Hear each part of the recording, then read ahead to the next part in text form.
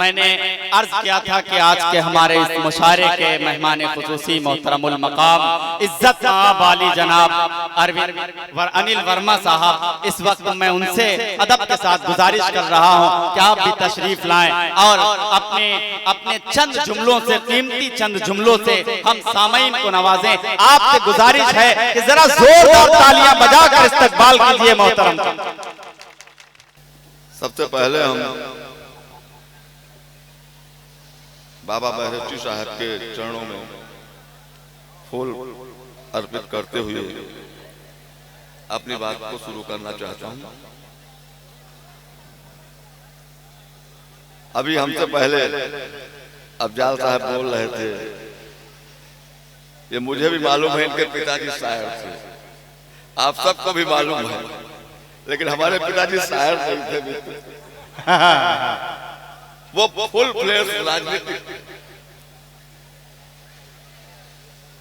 राजनीति में बहुत कुछ सीखने को हो आपसे, पिताजी से,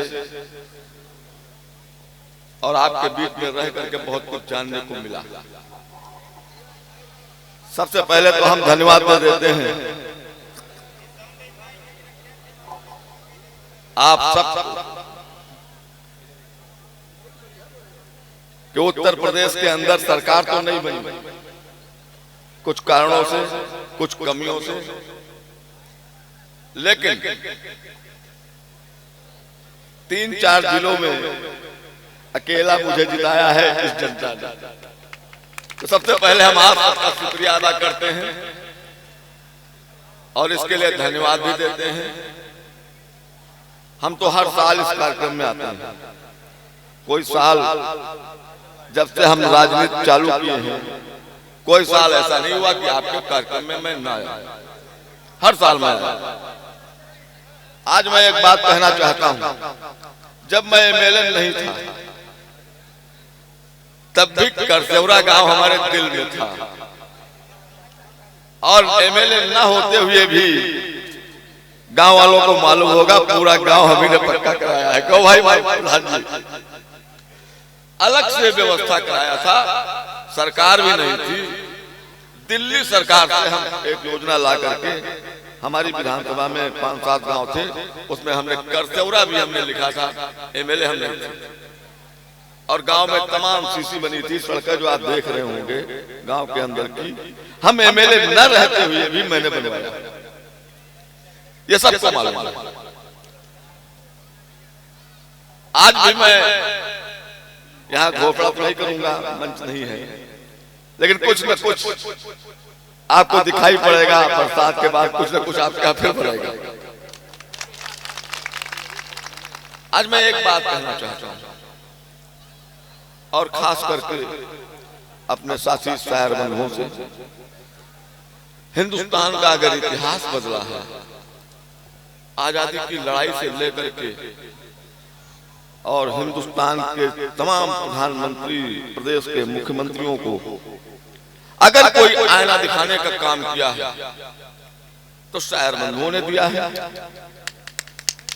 इन्होंने किया है। आजादी की लड़ाई में भी लोग गोलियों से लड़ रहे थे, लोग बंदूकों से लड़ रहे थे, कुछ लोग आंदोलन से लड़ रहे थे, लेकिन शायर बंधु उस समय भी अपनी शायरी के माध्यम से जोश भरने का काम आजादी की लड़ाई में भी, बेशक। इसलिए मैं उनका नमन करता हूं, और मैं उम्मीद एक चीज की आज भी करता हूं, अगर कोई कमी हमारे में भी है उसको भी आप उजागर करें, और अगर कोई कमी सरकार में भी है तो शायर अपने मानेंगे नहीं, उसको भी उजागर करने का काम करें। आज जो माहौल था वो बिगड़ गया, राजनीतिक माहौल बिगड़ा। हम तो तमाम जगह कहते हैं कि आज जो सरकार है उत्तर प्रदेश में, वो वोट के टाइम तमाम चीजें ले आती है, और जब वोट पड़ जाता है तो सारी चीजें समाप्त हो जाती हैं।